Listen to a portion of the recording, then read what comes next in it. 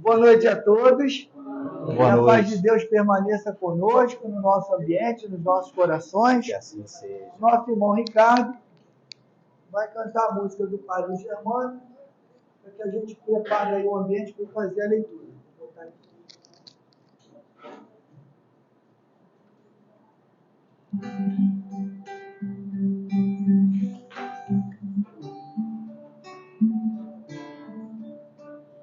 Padre Germano, olhai por nós, dai-nos a bênção do Senhor. Padre Germano, olhai por nós, mostre-nos o caminho do amor. Espírito simples, mas superior, sempre pronto para nos amparar. Espírito vivo e fundamental, Padre, seu amor é imortal.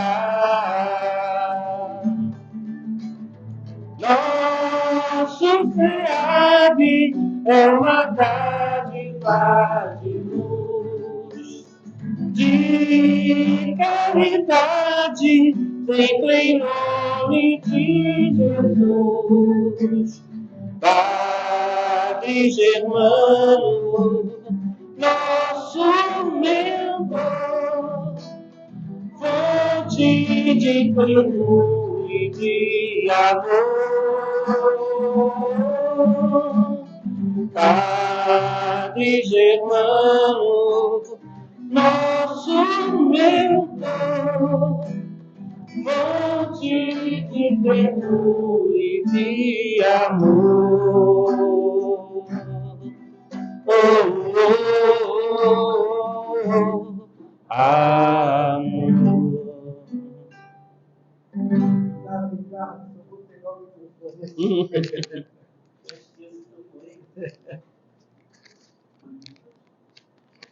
Bom, meus irmãos, vamos ler uma mensagem do livro Caminho, Verdade e Vida, que foi psicografado pelo nosso querido Chico Xavier, e o espírito é do Emmanuel. E a mensagem diz assim: mocidade, foge também dos desejos da mocidade e segue a justiça, a fé, o amor e a paz com os que, de coração puro, invocam o Senhor. Está em Paulo, na segunda carta aos Timóteos, capítulo 2, versículo 22. Quase sempre, os que se dirigem à mocidade lhe atribuem tamanhos poderes que os jovens terminam em franca desorientação, enganados e distraídos. Costuma-se esperar deles a salvaguarda de tudo.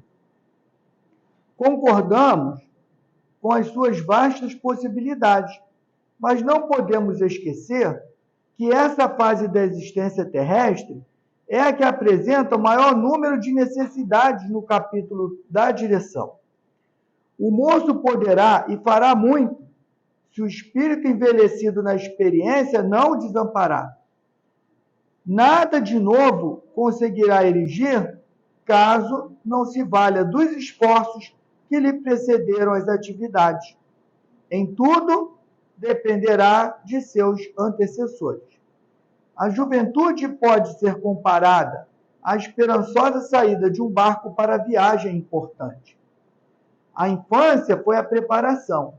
A velhice será a chegada ao porto. Todas as fases requisitam as lições dos marinheiros experientes, aprendendo a se organizar e a terminar a viagem com o êxito desejado. É indispensável amparar convenientemente a mentalidade juvenil e que ninguém lhe ofereça perspectiva de domínio ilusório. Nem sempre os desejos dos mais moços constituem o índice da segurança no futuro. A mocidade poderá fazer muito, mas que siga em tudo a justiça, a fé, o amor e a paz, com o que o coração puro invocam o Senhor. A fase, né, da juventude, né, e nós já passamos por ela, a gente acha que sabe tudo. A gente acha que é o dono da verdade. E eu já falei isso algumas vezes, por experiência própria. Quando meu pai era encarnado, muitas vezes reclamei com ele, questionei dele. Ah, eu sou otário, pai, fazer isso, fazer aquilo. Hoje o otário sou eu. Ele era um sábio, com a sua vivência, com a experiência, então com a maturidade. Então, o nosso dever é orientar o jovem, não impor, porque a imposição não vai chegar a lugar nenhum. É mostrar através do diálogo, dos exemplos, das vivências, que o caminho que está seguindo muitas vezes não vai ser o melhor para ele. Mas, como Deus nos permite o livre-arbítrio, nós também, como responsáveis pelos nossos filhos, pelos nossos jovens, também temos que dar essa liberdade. Acompanhar, orientar, mas a escolha é sempre deles. E a nossa mensagem fala também, né, que, às vezes, a experiência trazida de outras vidas ajuda. Então, sabemos que não estamos começando agora. Temos uma estrada percorrida há muito tempo. Então, nós que já temos um pouco mais de idade, temos que orientar os jovens. Temos que compreender também, porque quando nós estávamos nessa fase, também tínhamos a rebeldia. Também nos achávamos donos da verdade. E hoje, muitas coisas que a gente achava que tinha toda a razão, hoje, com a maturidade, com a vivência e com a experiência da vida, a gente vê que estávamos enganados. Então, meus irmãos, que a gente compreenda um pouco as colocações do jovem, estejamos ombreando com eles nessa caminhada, para que a gente possa ajudar, de alguma forma, a construir essa estrada que todos nós precisamos trilhar e eles também. Vamos agora, meus irmãos, elevar o pensamento a Deus e vamos, em primeiro lugar, agradecer a Deus por mais uma oportunidade que o Pai nos concedeu. Amanhecemos o dia, trilhamos o dia, estamos aqui, na casa de Deus. E Deus permitiu que tivéssemos um dia. Ainda que esse dia não tenha sido o melhor da minha vida, que tenha sido um dia de preocupações, muitas vezes de dor, muitas vezes de angústia, mas não estávamos sozinhos. Deus sempre envia para junto de nós os seus mensageiros. Obrigado, Pai, pelos teus mensageiros. Obrigado, Pai, pela tua casa que está aberta para nos acolher. E a oportunidade, Pai, obrigado, de estarmos aqui na casa de Deus, para recebermos o tratamento das nossas enfermidades, que são muito mais da alma do que do corpo, e receber o ensinamento, para que possamos a cada dia nos tornarmos um pouquinho melhores.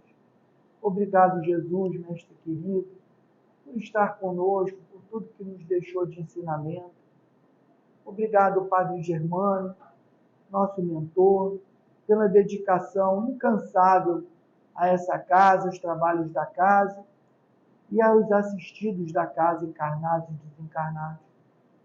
Obrigado à espiritualidade amiga, que caminha junto com o Padre Germano, que socorre, acolhe, e orienta, e protege, e cuidam de todos nós.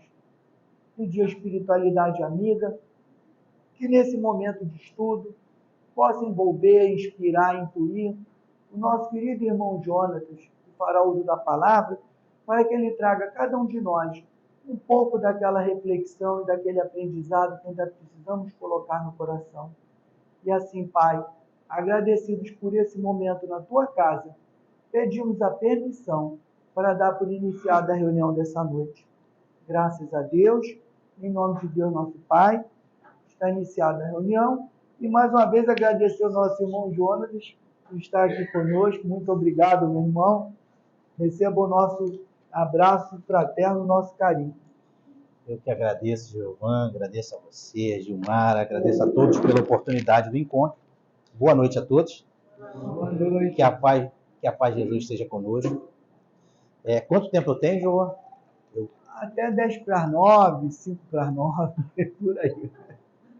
Tá bom. A gente cronometra, porque se organizado fosse, se capaz fosse, não me preocuparia tanto com o tempo, as coisas funcionariam mais adequadamente, mas a gente ainda tem nossas limitações. Eu não sou um palestrante, eu não sou um orador, eu digo sempre que eu sou um falador, né?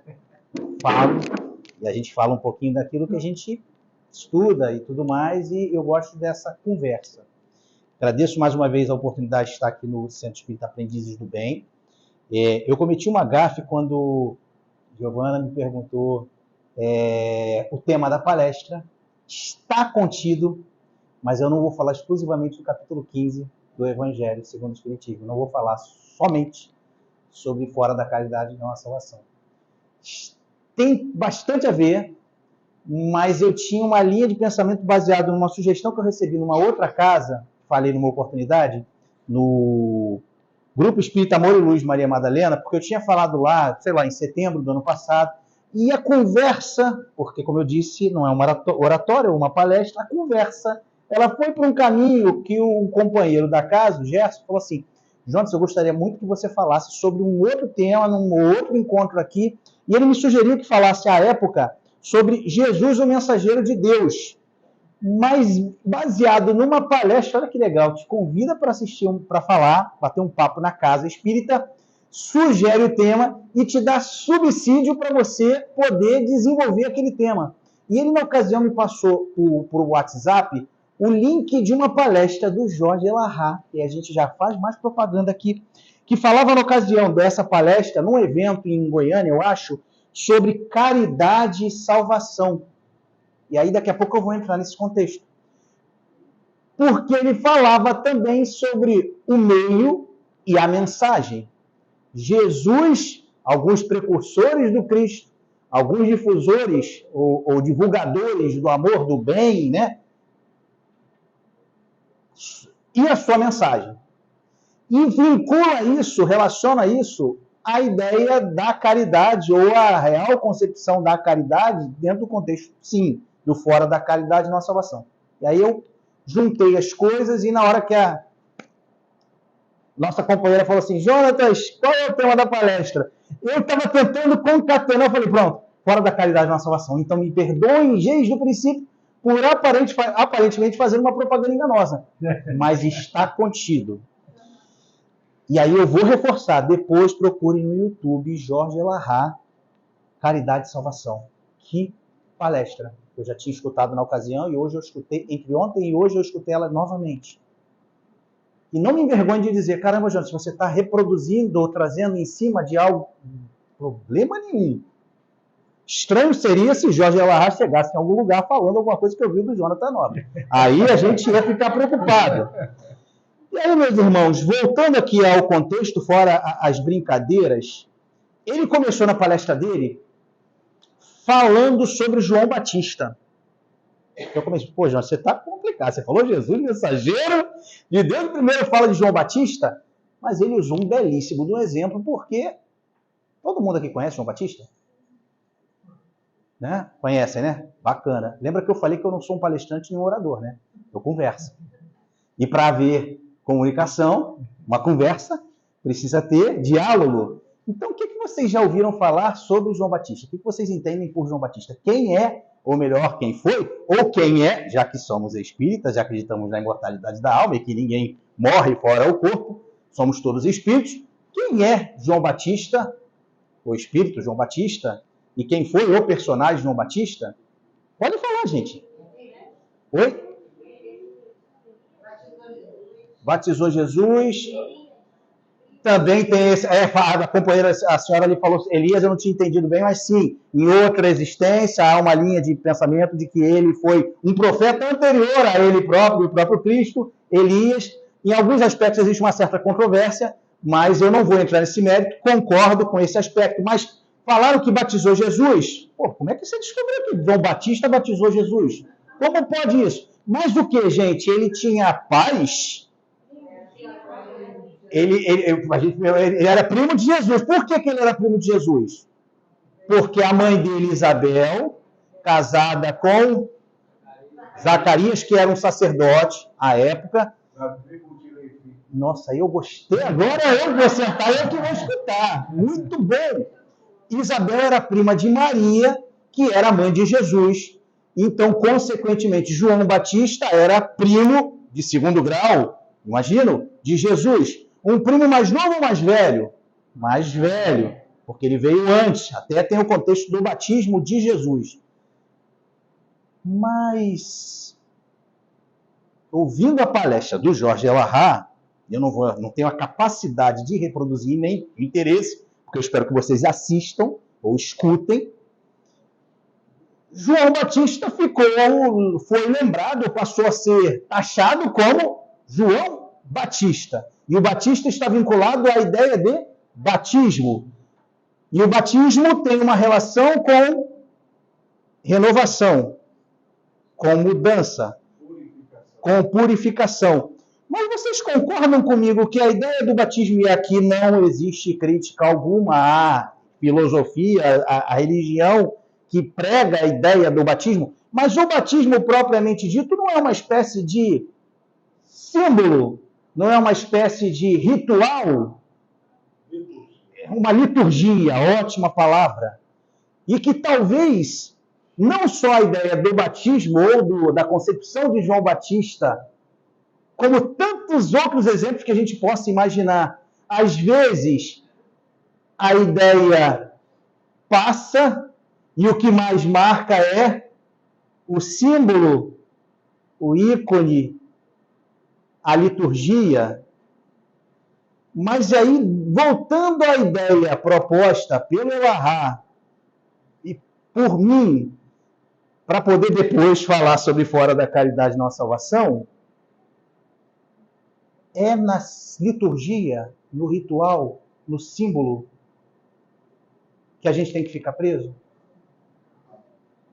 Se a gente pesquisa um pouco mais e observa, não, dá para ver, né, o YouTube, mas se a gente escuta com vontade, assim, com atenção, a narrativa de Jorge Elahá falando do papel de João Batista, que na verdade veio para quebrar paradigmas, apesar de muitas das vezes, eu não estou dizendo que é o caso aqui, mas na maior parte, ou na média, a gente pensa, João Batista, relacionado ao batismo, batizou Jesus, a purificação, através do processo, mas não, o grande ganho, ou a grande missão dele, foi quebrar paradigmas saindo daquela linha sucessória que existia, porque Zacarias era um sacerdote à época judeu, e que isso era passado de geração para geração.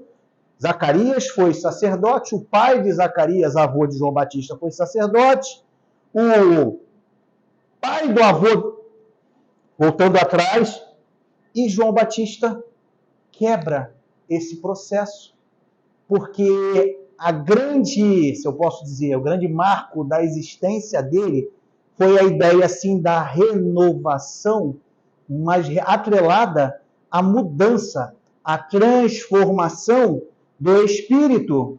Mas aí, Jorge Elahá levanta a lebre de que provavelmente, por nós termos ficado, e eu falo nós, a humanidade presa ainda aos ritos, presa ainda aos símbolos, ficou tão amarrada a determinada simbologia no processo de divulgação da ideia de mudança, de transformação, de renovação de João Batista, que acaba voltando as atenções muito para o processo ali de batismo, né? Que talvez não reflete o motivo pelo qual chegou lá atrás João Batista nesse ritual. João Batista vinha propor a mudança. Deixar o homem velho, os hábitos, porque ele não concordava, ele já era um espírito que já tinha um pensamento diferente. Então ele não dá aso àquela herança material. Seria muito cômodo. Ele poderia ter seguido, ali teria uma vida muito tranquila, seguindo da linha sucessória, de sacerdócio, como seu pai. E não, ele quebra toda e qualquer relação com essa prática. Ele não vivia com os seus, ele não usava os vestuários da época, ele usava pele, né, de animais, era um homem mais reservado, ele abriu mão de todas as benesses pela posição social que se ocupava por ser sacerdote ou pertencer a essa família, e ele, basicamente, em detrimento disso, ele acaba gerando uma certa animosidade, alguns problemas, algumas dificuldades, e ele segue a linha de manter-se firme no seu propósito de divulgar essa renovação. Mas a gente, no final das contas, acaba preso àquela ideia do batismo, que se perguntar, mais uma vez, não é crítica, meus irmãos, à religião, à filosofia, à ideia religiosa, mas se perguntar para muitos que professam a fé católica, talvez eles não saibam, em essência, dizer a razão, o significado do processo de batismo. Eu conheço até companheiros, familiares. Uma vez eu espírita, conversando com uma prima protestante, que frequentava e fazia parte do trabalho protestante, mas que, tendo um filho, precisava batizá-lo na igreja católica. Eu fiquei, meu pai do céu, que confusão. Por que você tem que batizar o fulano, gente? Não, porque eu fui batizada, porque minha mãe... Mas qual a razão disso? Até porque o próprio Elahai, vocês vão ver lá depois, que ele vai explicar muito bem, que até a ideia do batismo para criança não tem muito sentido para quem não acredita na imortalidade da alma ou reencarnação, porque supostamente as crianças não têm pelo que se transformar, pelo se modificar. Elas não vivenciaram antes a existência para errar. Então, qual o significado do batismo na infância, nos primeiros momentos de existência? Então, perdeu-se muito do significado, né, para ficar no rito.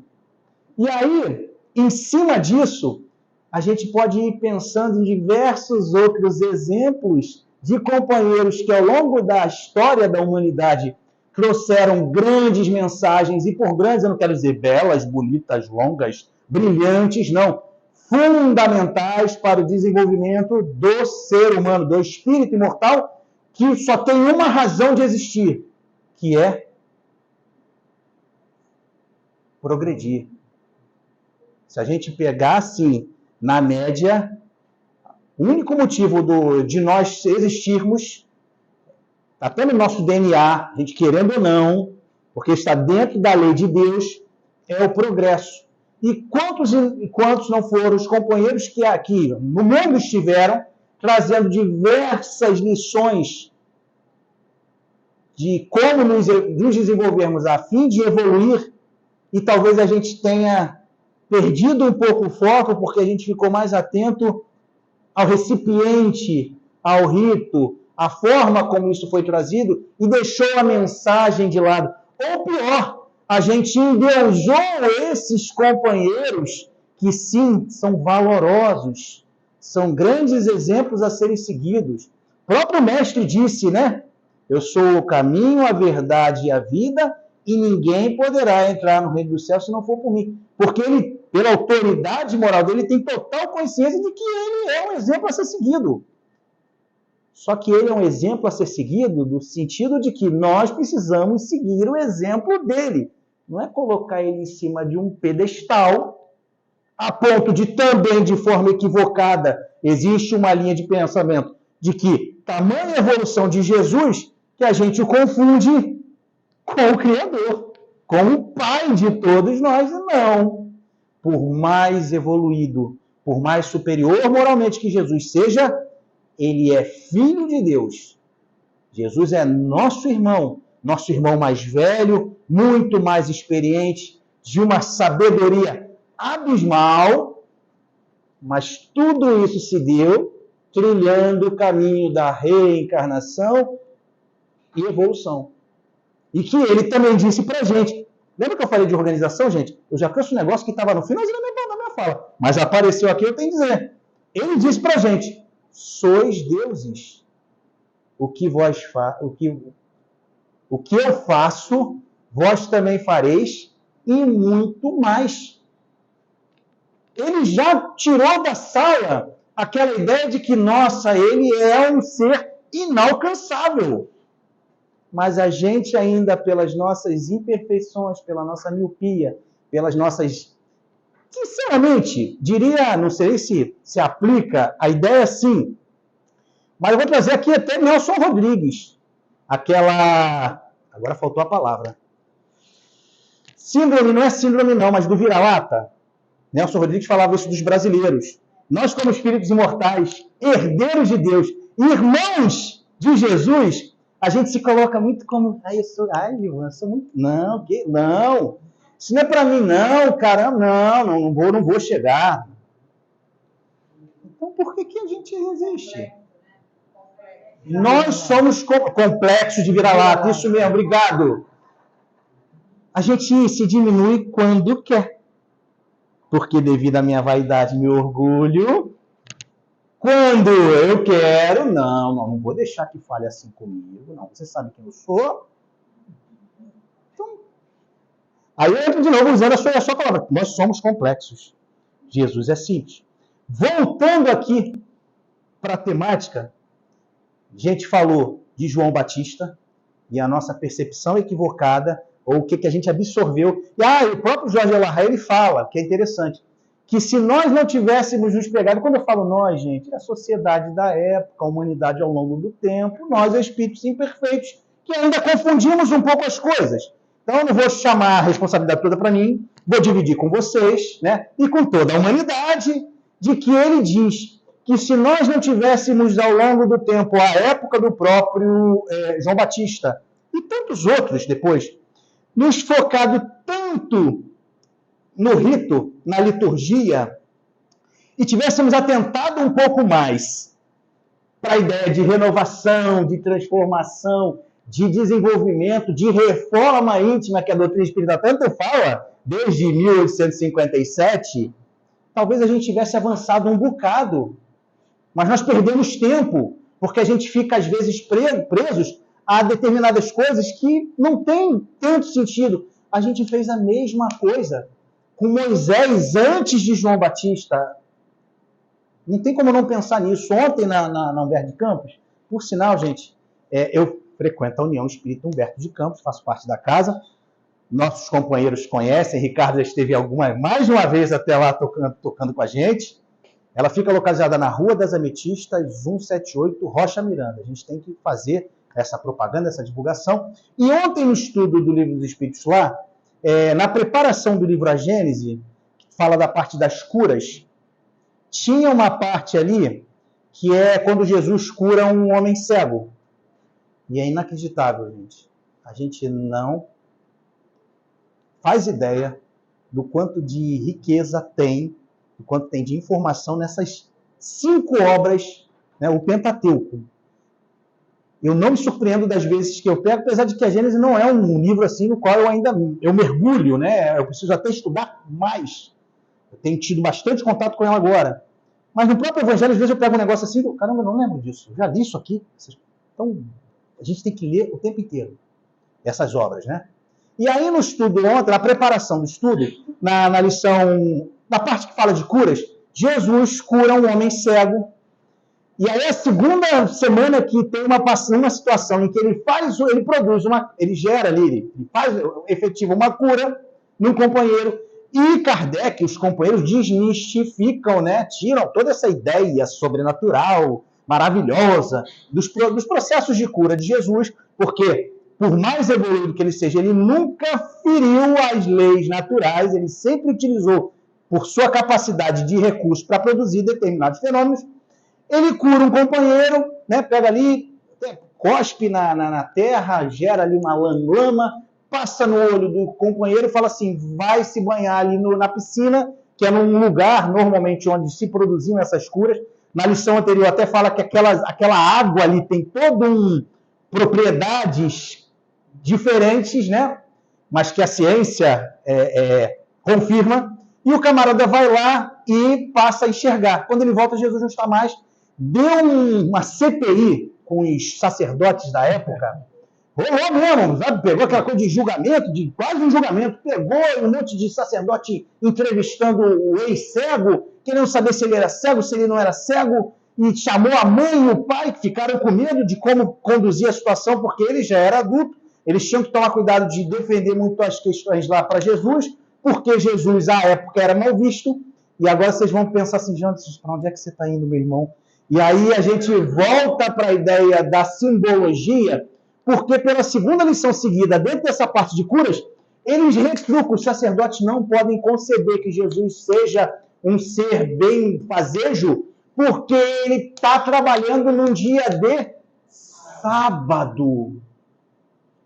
Porque na concepção do povo judeu à época de Jesus, o terceiro mandamento recebido por Moisés dizia ali santificar o dia de sábado. Mas será que... Oi? Não, é o terceiro.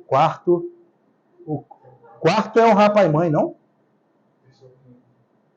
Não, o quinto é não matar.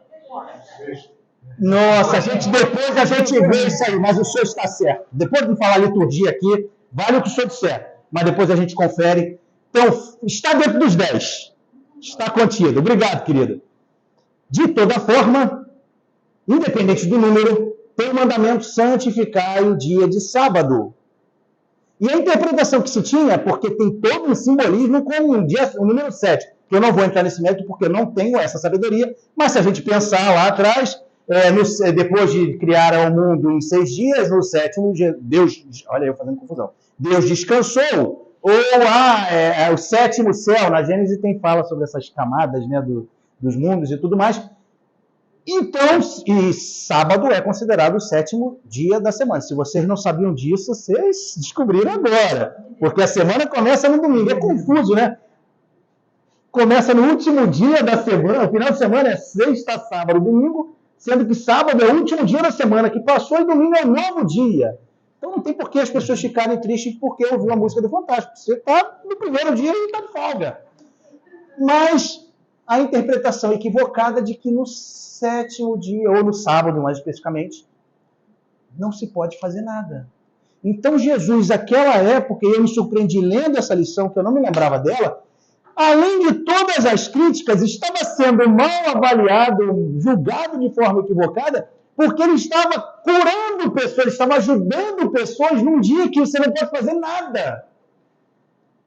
E aí, mais uma vez, a gente se depara com uma coisa, com uma ideia de má interpretação, porque, e eu lembro do papo com as crianças da evangelização infantil, quando a gente fala dos 10 mandamentos, de tentar explicar para elas que não, Jesus não, Moisés, quando recebeu isso da espiritualidade de Deus, não quis dizer que a gente só tem que pensar em espiritualização, pensar em Deus no sábado ou num dia só da nossa semana, não.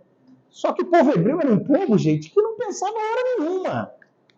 Sabe, que todo o trabalho, assim, eu penso que apesar dos 10 mandamentos que são maravilhosos, e eu não estou menosprezando, não me julguem pelo meu apesar. Eu acho que o grande trabalho de Moisés foi pegar e transformar num povo a concepção do Deus único.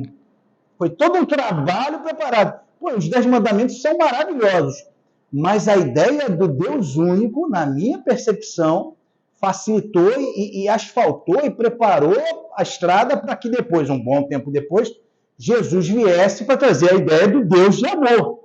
Mas eles pegaram os hebreus e depois os judeus pegaram esse quarto mandamento, ou terceiro, ou quinto, não me lembro agora. Não, a gente não faz nada.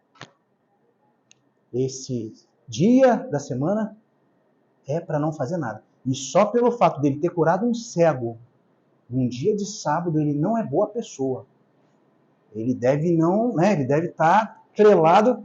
E aí, meus irmãos, a gente volta mais uma vez para preocuparam-se com o ritual, com a liturgia, com o simbolismo e esqueceram da essência. Tanto é que muito tempo depois não, eu estou aqui viajando, porque eu não sei exatamente como é que ficam essas histórias de passagem evangélica de Jesus, mas em outra circunstância, os sacerdotes perguntaram para Jesus, dentre os 10 mandamentos, qual era o maior? Porque eles queriam pegar Jesus no contrapé. E eu tenho certeza, gente, que qualquer que fosse o mandamento que Jesus falasse, eles iam criar ali mas esse que você falou não é o maior, não. Tem aquele outro que é mais importante. Eu tenho certeza. Era uma pegadinha. E Jesus, à frente do seu tempo, dupla vista, uma percepção, né? Ele, entendendo que ali não existia uma conversa sincera, o que você acha? Não era uma questão de opinião, eles queriam pegá-lo, né? De alguma forma, ele fala: amar a Deus sobre todas as coisas. Esse é o primeiro. E o segundo, amar o seu próximo como a ti mesmo. O que é que Jesus fez ali? Ele juntou os 10 mandamentos em 2, ou alguns poderiam dizer em 1, mas sim.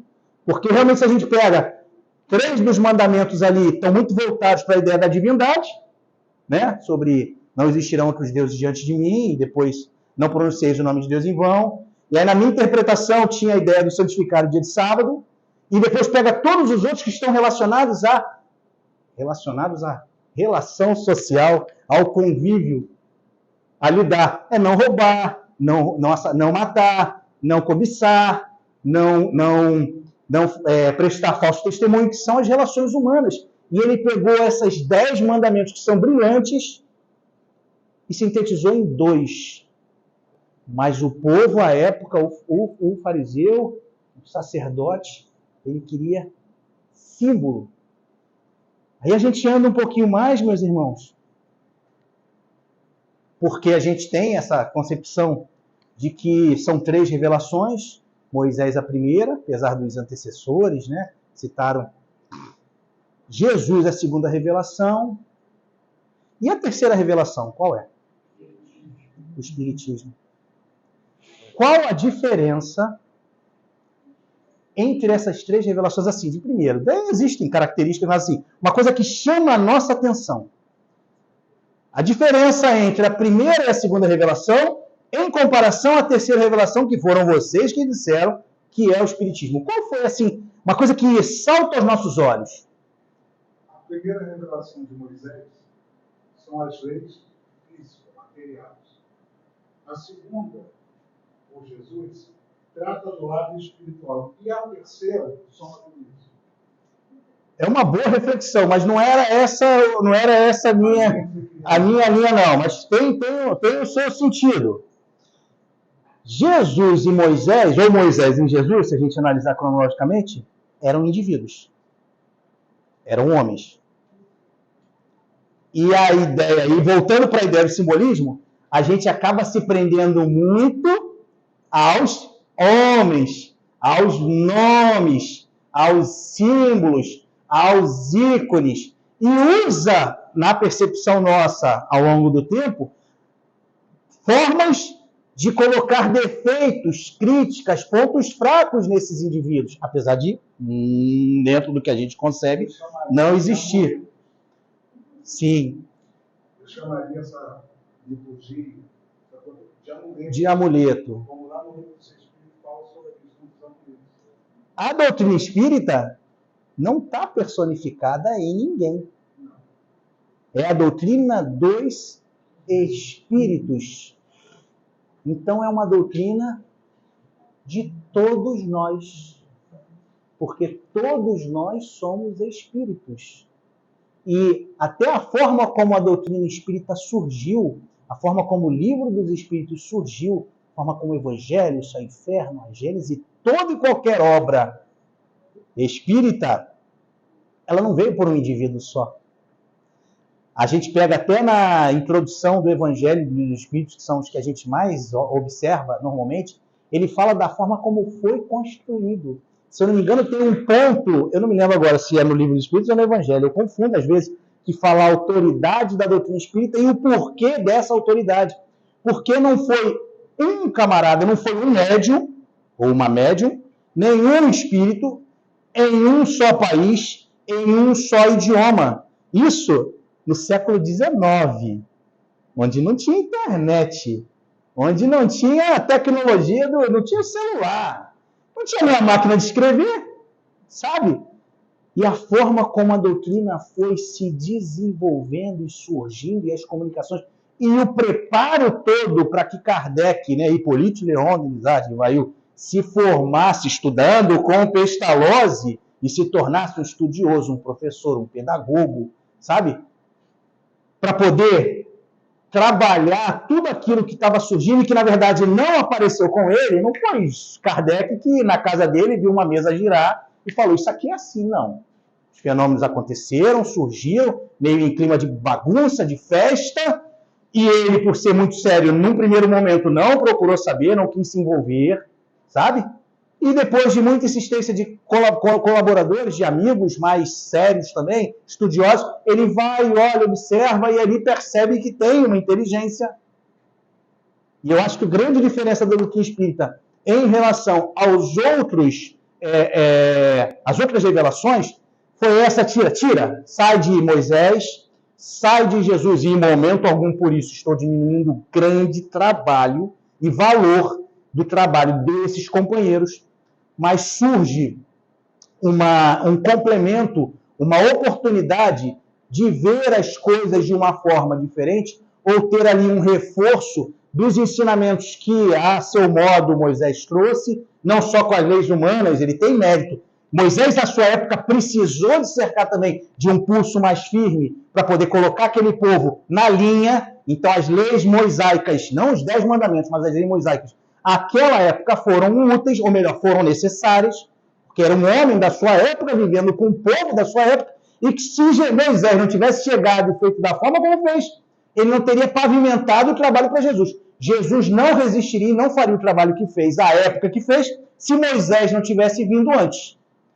E a doutrina espírita não conseguiria chegar esclarecendo como esclarece algumas coisas, é claro, para aqueles que têm o interesse em ouvir e ver, porque não é porque a doutrina espírita existe que já ficou tudo lindo e maravilhoso, e agora todo mundo compreende o que é ser imortal, que a morte não existe, que a perda do corpo físico não nos destrói.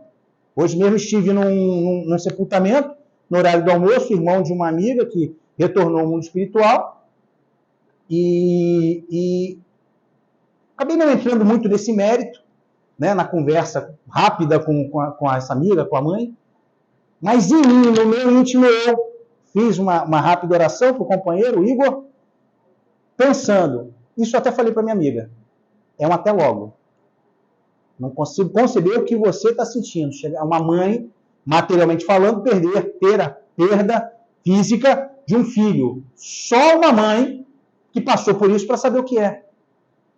Mas na minha percepção, e isso eu guardo para mim, estou dividindo com vocês, a percepção que a doutrina espírita me dá de vida, de morte, de existência, de razão de ser, me consola e me conforta. Só que tem uma coisa muito importante aí.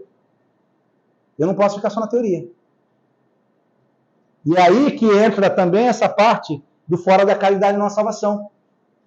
E a relação com essa Jesus o mensageiro, João Batista o mensageiro, Moisés o mensageiro, Allan Kardec o mensageiro, Padre Germano o mensageiro, Humberto de Campos, Chico Xavier, é que esses companheiros eles têm um valor tremendo, um trabalho realizado, e muito conteúdo, e muita informação, e muito caminho a ser seguido.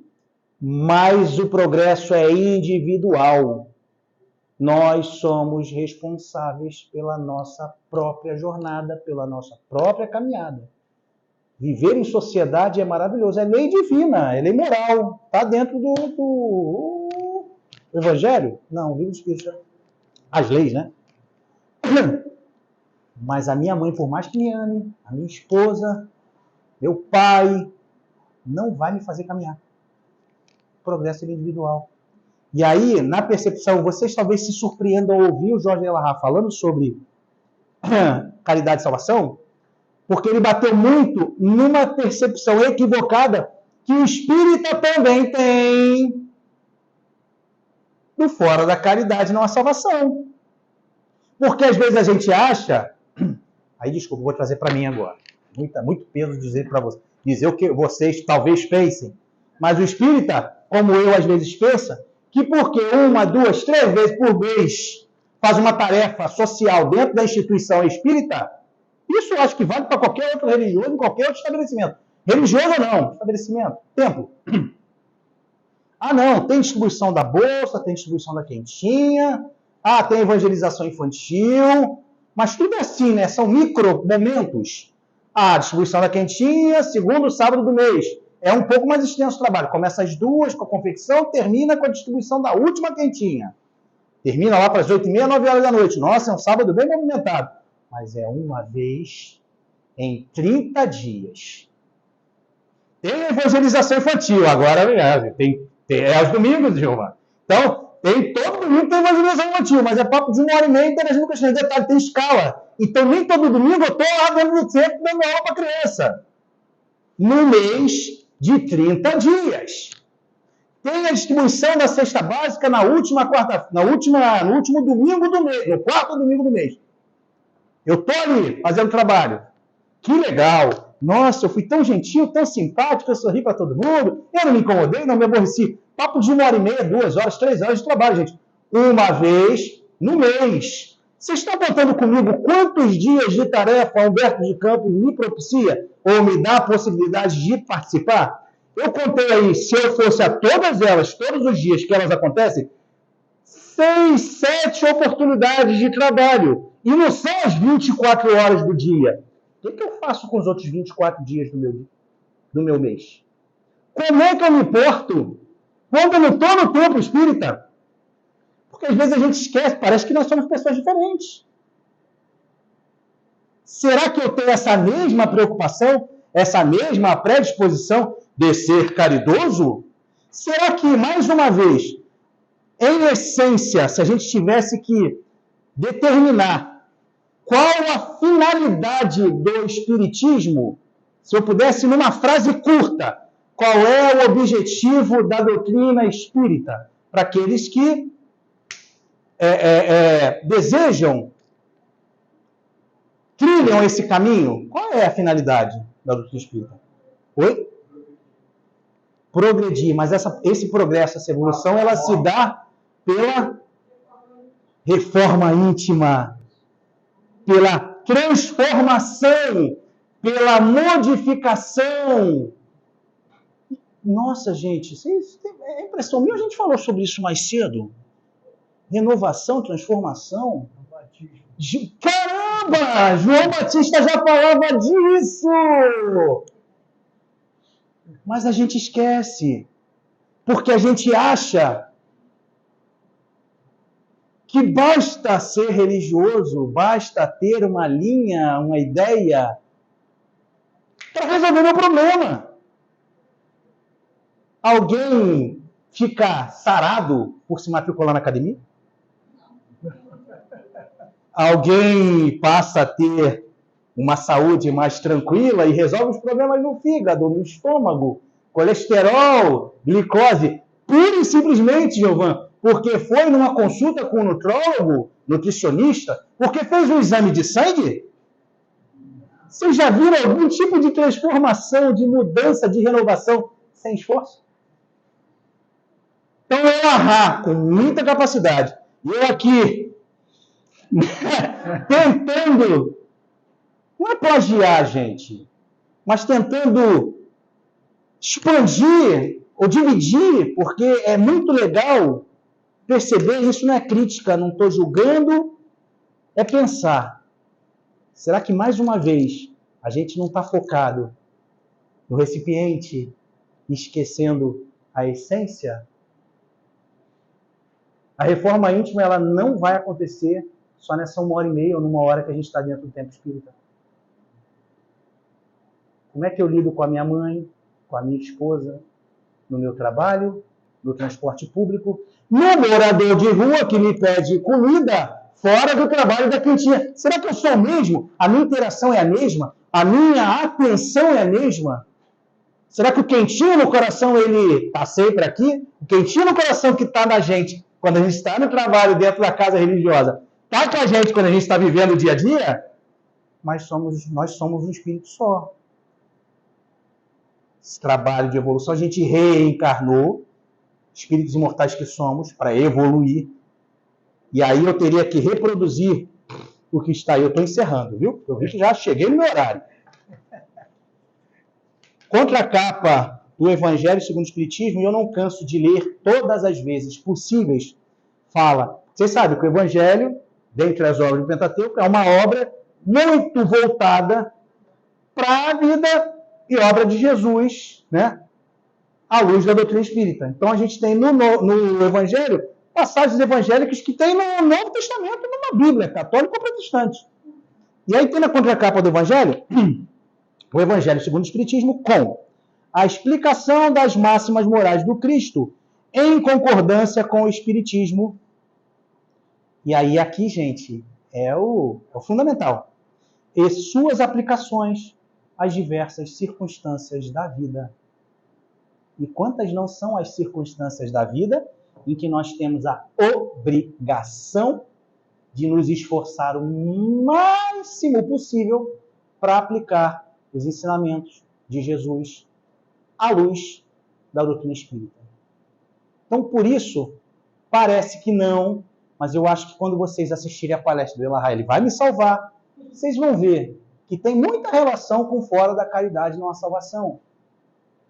A gente precisa, sim, ser mais fraterno, ser mais colaborativo, olhar para o outro, mas cuidado para isso não ser mais uma forma de culto exterior, porque o amiguinho está vendo, porque eu estou lá no centro espírita, porque eu ajudo, quando na verdade isso deveria servir de ferramenta para que eu me transformasse, para que eu me renovasse, para que eu me renove intimamente.